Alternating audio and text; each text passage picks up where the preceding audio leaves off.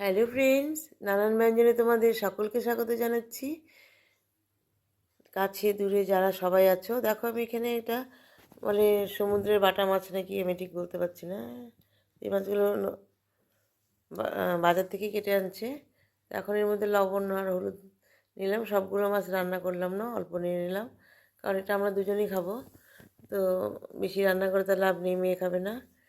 তো ঘরোয়াভাবে অল্প তেলে আমি এটা রান্না করব।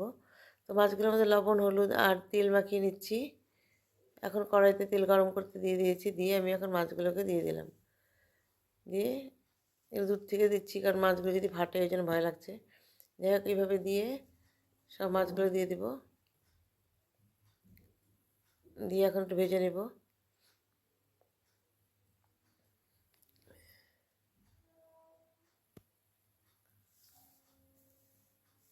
দেখো মাছগুলো নিয়ে এখন ওগুলোকে ভেজে নিচ্ছি।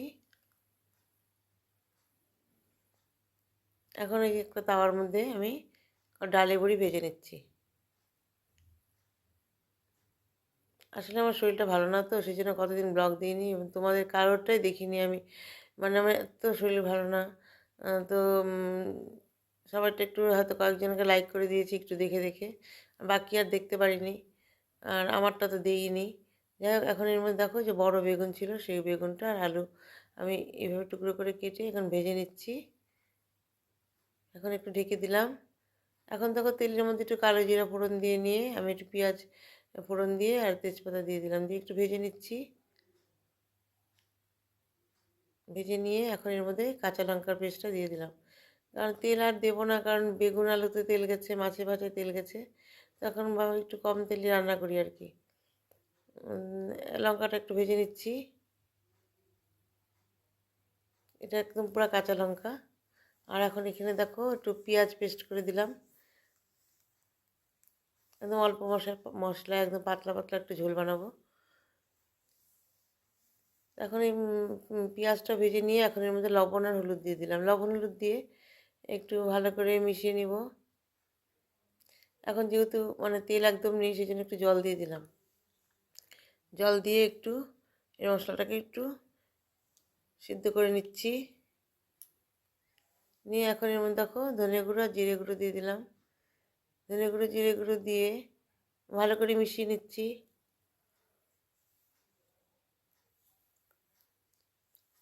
এইভাবে ভালো করে মিশিয়ে নিয়ে এখন এর মধ্যে একটু লঙ্কার গুঁড়ো দিয়ে দিলাম, অল্প একটু লঙ্কার গুঁড়ো দিয়ে এখন এর মধ্যে আর একটু জল দিয়ে দিলাম। এখন জলটা দিয়ে এখন এর মধ্যে বেগুন আর আলু দিয়ে দিলাম, যেটা স্কিপ হয়ে গেছে। তো বেগুন আলুটা দিয়ে দিলাম। বেগুনটা একদম সিদ্ধ হয়ে গলে গলে গেছে আর কি, ওই যে বড় বেগুন যে আছে ওগুলো। আর এখন এর মধ্যে মাছও দিয়েছি আর ডালের বড়ি দিয়েছি, একদম সব স্কিপ হয়ে গেছে। মানে শরীরটা ভালো না জন্য না আমি মোবাইলটাও ধরতে পারছি না, এরকম শরীর ভালো না। তো যাই হোক, তোমরা একটু ক্ষমা করে দিও। এখন দেখো এটা ঝোলটা ফুটছে। এখন এর মধ্যে আমি সামান্য একটু গুড় দিয়ে দিলাম। একটু গুড় দিয়ে এখন দেখো মশলাকে ফুটিয়ে নিচ্ছি। আর এর মধ্যে দুটো কাঁচা লঙ্কা দিয়ে দিলাম। কাঁচা লঙ্কা একটু ফেলে দিয়ে দিয়েছি, 3টে কাঁচা লঙ্কা দিয়ে এখন একটু ফুটিয়ে নিচ্ছি। এখন এর মধ্যে ধনেপাতা দিয়ে দিলাম। ধনেপাতা দিয়ে একটু ফুটিয়ে নিব। এভাবে আমার মাছ রান্নাটা হয়ে গেল। বন্ধুরা, তোমরা যদি মানে নতুন বন্ধুরা তোমাদের যদি একটু ভালো লাগে, তাহলে একটু প্লিজ কমেন্টস করবে ও সাবস্ক্রাইব করে পাশে আসবে। এমন কোনো রান্না না, এটা একদম অল্প তেলে ঘরোয়া রান্না। এখন এইভাবে দেখো আমি সেটাকে সার্ভ করে দিলাম। তো বন্ধুরা, তোমরা যেন সবাই ভালো থাকো, সুস্থ থাকো, এই কামনা করি। নমস্কার। আর আমার পাশে থেকো।